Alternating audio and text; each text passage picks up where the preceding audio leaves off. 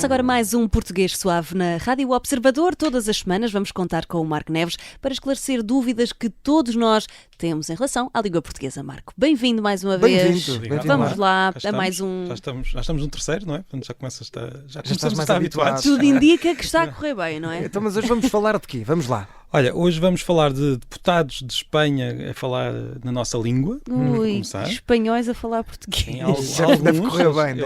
Eles andam aí, existem alguns espanhóis que eles falam andem português, andem aí.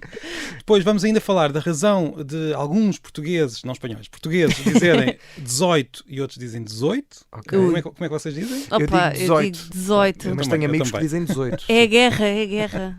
E vamos terminar com a origem de um grande palavrão. Eu não vou dizer o palavrão, mas acaba em alho. Pronto, e vamos falar disso. Ok. Acho que estou a ver qual é. Vai sim, ser sim. aqui um bom Um episódio episódio. é para guardar, para ouvir e guardar, sim senhor. Então, mas olha, Marco, diz-me uma coisa.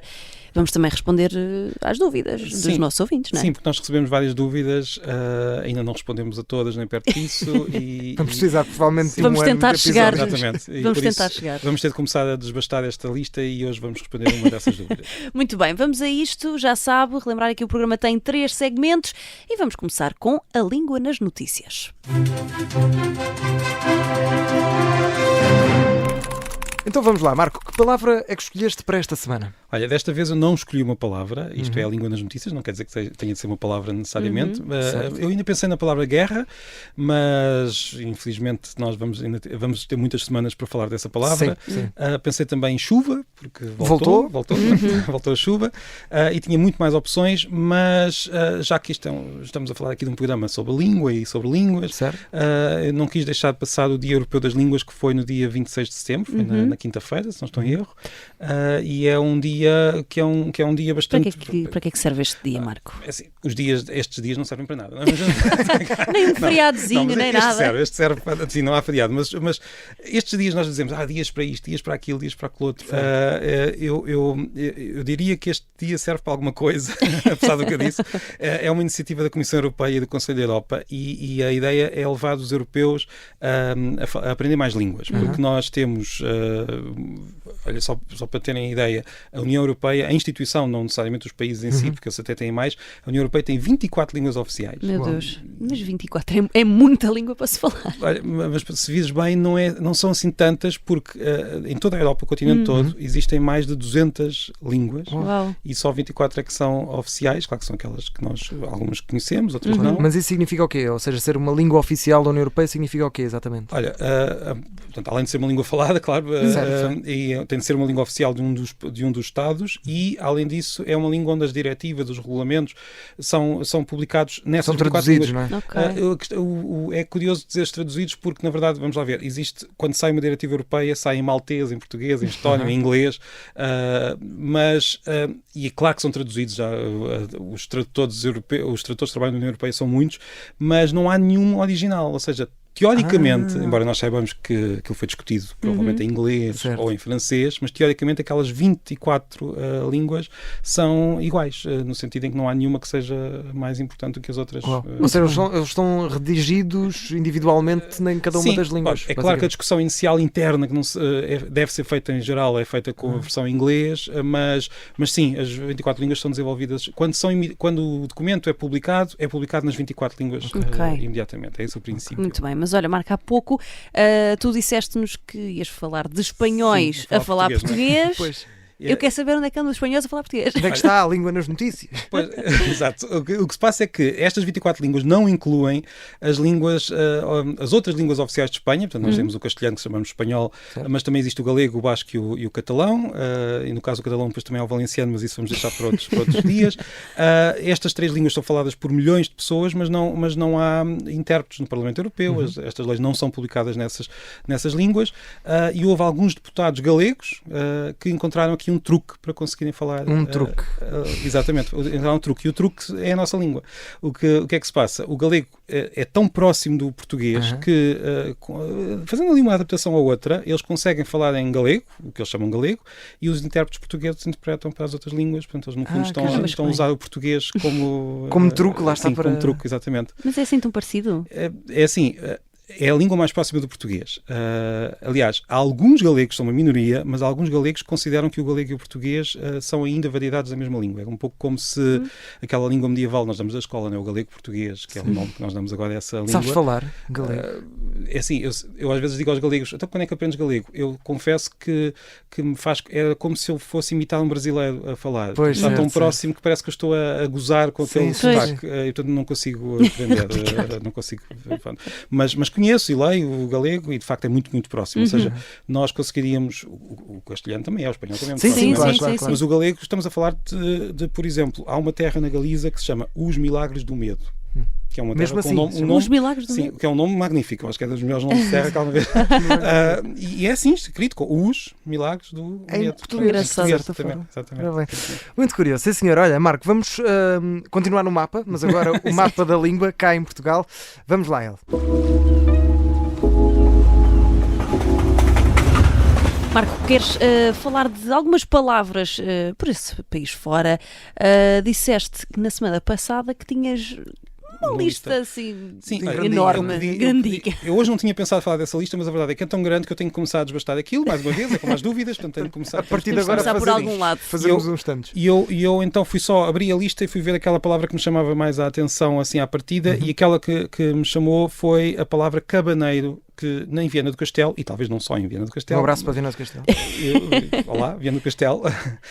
Esta palavra quer dizer bisbilhoteiro. Cabaneiro. Agora vamos Cabaneiro. ver se não há pessoas de Viana do Castelo que me dizem, então, mas nunca ouvi isso. Calhar, é só daquela... Há Não, sempre. há sempre alguém que nunca ouviu. E eu prometi à minha mulher que lhe dizia, porque eu estava a falar disto em casa, olha, que palavra é que eu vou escolher para falar no episódio. E prometi à Zélia que lhe dizia que na terra dela, Ponte de Soa, em vez de dizerem cabaneiro, dizem calhandreiro. Eu nunca sei que Com o mesmo significado, não é? Com o mesmo Mesmo- significado. Eu nem um sim. nem outro nunca ouvi. Então, o que é que nós dizemos aqui em Lisboa quando queremos dizer que alguém é bisbilhoteiro? Bisbilhoteiro? Cusco. Bisbilhoteiro, sim. Cusco, é uma boa talvez. palavra. Sim, Cusco, Eu acho que é Cusco. Mas muito inteligente em fazeres a vontade à tua mulher. Sim, Muito bem, muito bem. O podcast manter sucesso. Mas olha, estas palavras, tanto o cabaneiro como o calhandreiro, não se usam noutros sítios? Nós para além não de sabemos. É como, professor e ou seja, a verdade é que estas palavras provavelmente usam-se noutros sítios, porque é muito difícil nós, para se estudar uma só palavra destas, e há linguistas que estudam isto, mas é preciso ir fazer inquéritos, é preciso ir Pois. às terras, porque nós temos sempre a impressão que aquela palavra ou é geral da língua toda ou é só da nossa terra. E raramente é assim. Muitas vezes as terras vizinhas também usam, ou às vezes até noutro sítio qualquer também se usa, portanto é curioso. É muito difícil fazer um estudo destes fazendo uma pergunta no Instagram como eu fiz. Claro. Portanto, isto tem de ser mesmo no terreno, e não sei se cabaneiro... Olha, podemos fazer esta pergunta aos nossos ouvintes, Exato. se É há isso. mais alguém usa cabaneiro Digam-nos. no Português no sabe, país. observador.pt. Ora bem. Exatamente. Dúvidas, essas são de perguntas e respostas, faz naquele Ponha no e-mail. assunto, cabaneiro. Cabaneiro. Cabaneiro. Exatamente. Olha, Marco, já tentámos aqui perceber aqui mais deste cabaneiro e calhandreiro, mas também disseste que hoje vamos falar da 18 ou guerra do do 18 versus 18. Que também está no mapa, ou seja, há uma certa zona do país onde as pessoas deixam de dizer 18 e passam a dizer 18. Não, a linha é difícil de determinar. Normalmente nós dizemos que mais para norte diz-se 18, embora também encontremos 18, e mais para sul diz-se 18. Escrevemos sempre da mesma maneira. Claro. Mas há alguma que está correta, ou mais correta do que a outra? Olha, neste caso, nós sabemos que nós temos pronúncias diferentes em várias palavras, e por vezes há uma pronúncia recomendada. Nós não podemos dizer que seja correta, porque no caso da pronúncia nós devemos respeitar as outras pronúncias, Claro. mas há aquela que é recomendada até no que toca a ensinar português a estrangeiros, ou então a própria grafia está adequada àquela. No caso desta pronúncia, a própria norma padrão, por exemplo, na ortografia de 1945, houve várias palavras que passaram a ter um acento no oi, para se marcar que se diz oi. E não oi. Exatamente. No caso do 18, não foi uma exceção precisamente porque já se sabia, ou melhor, considerou-se que era uma palavra que se podia dizer das duas maneiras. Portanto, as duas maneiras são consideradas perfeitamente corretas. Então, mas de onde é que vêm estas duas pronúncias? Olha, vamos começar pela pronúncia, a nossa aqui dos Lisboetas, nossas não é? três, a pronúncia mais a sul, mais lisboeta. Nós dizemos 18 e as pessoas do norte muitas vezes gozam connosco, também acontece. Sim, não é? sim, Dizem, sim. o que é que vocês dizem? Não dizem 18? 8. Nós não dizemos 8, vocês não dizem balóis, dizem balões. Então, o que é que se passa aqui? Balóis é bom. E dizem muitas vezes isso quando eu falo deste tema. Eu não digo balóis, é verdade. Mas o que se passa é que nós temos os números, se repararmos bem, 16, 17, saltamos agora aqui 19. Portanto, ali nestes 4 números, só o 18 é que não temos lá o A. Mas na verdade esta palavra era 18. Portanto, era 16, 17, 18, 19. Antigamente era 18? Era 18. E ainda olha, falámos já da Galiza hoje, na Galiza ainda é 18. 18. Era assim que nós dizíamos. E o que acontece em português, e isto é algo que nós fazemos em muitas palavras, quando duas vogais se fundem, normalmente ficamos com uma vogal mais aberta. Por exemplo, se eu disser volta a Portugal, digam lá isso. Volta a Portugal. Volta a Portugal. Volta a Portugal. É como eu disse. Exato, volta a Portugal. Todos nós dizemos, ninguém anda a dizer volta a Portugal. Isso seria extraordinariamente... Volta a Portugal. Exatamente. Portanto, aquele A fica aberto. Há mais, quando nós dizemos vou à praia, aquele A é a junção do a proposição mais o a artigo e fica A. Nós também quando dizemos como é que nós dizemos? Como ao caraças. Como ao caraças. Como. Portanto, o O também se abre. Aqui, claro que estamos a falar de uma questão, digamos, de falar depressa, não é? Sim.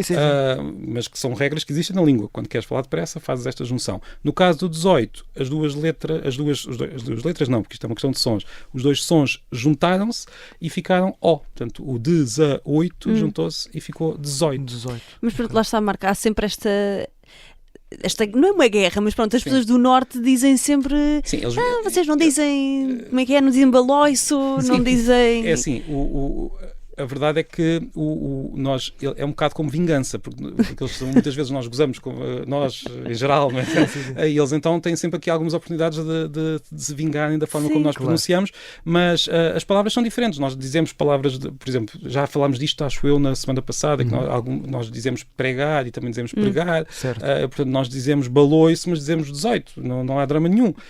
É assim que a língua funciona. E temos de nos aceitar assim uns aos outros. Mas porquê é que no Norte e noutras regiões do país é diferente? No caso do Norte, o que aconteceu aqui foi que simplesmente houve uma analogia, ou seja, os falantes veem 8 e começaram a dizer 18, com toda faz sentido. sim, ou seja, não estão, as duas não estão erradas. É um daqueles casos como a loiça e louça, ou o touro e touro. Exatamente, em que há as duas possibilidades de pronunciar e não se pode dizer que uma delas esteja errada. Pronto, muito bem. Está esclarecido. Os dois são aceitáveis. Estão bem, não andei à bolha por isso. Exato. Vamos então passar aqui ao último segmento. Mitos da língua.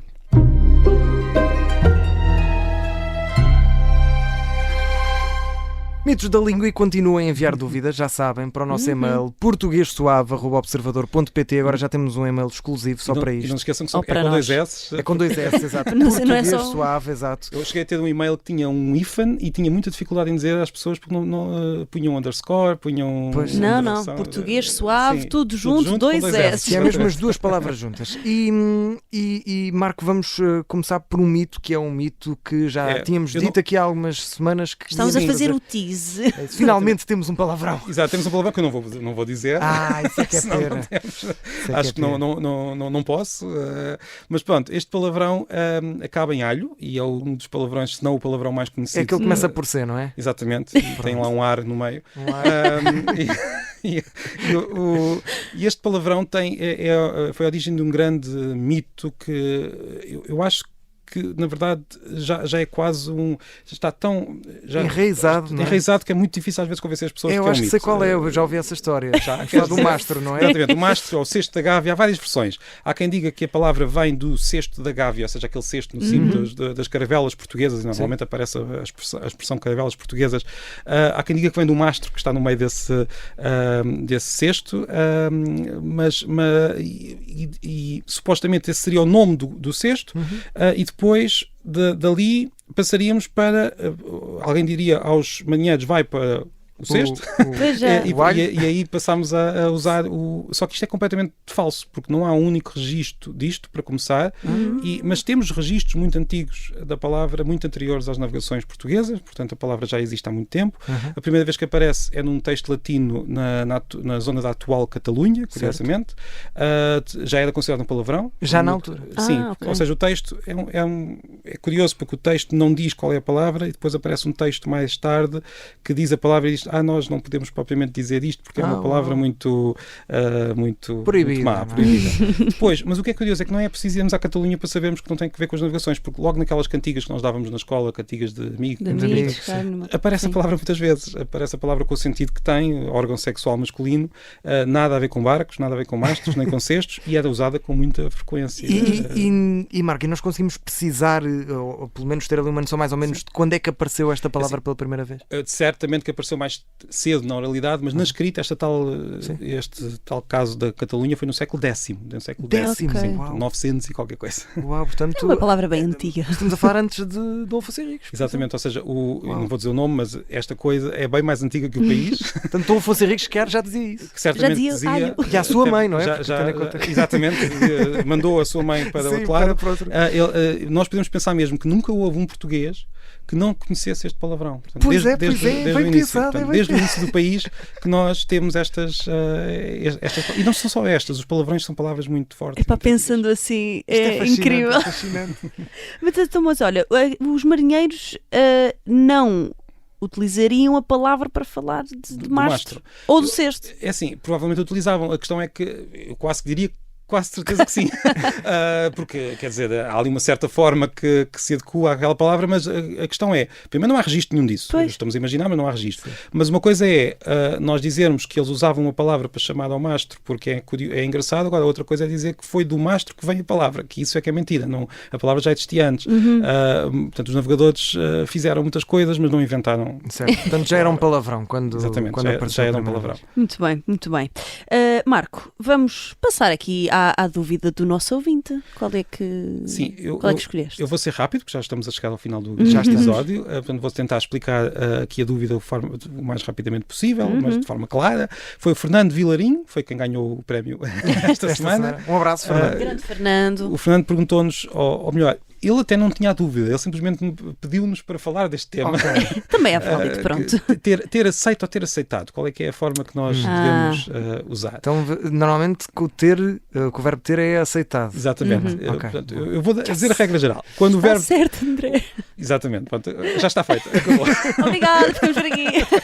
Mas o que nós temos é uma regra geral, quando há certos particípios, o particípio é o aceito ou aceitado, são particípios, e há verbos que têm dois, não é? Como aceitado e aceito, como pago e pagado, embora o pagado eu sei que já sou um bocadinho mal ao nosso cérebro.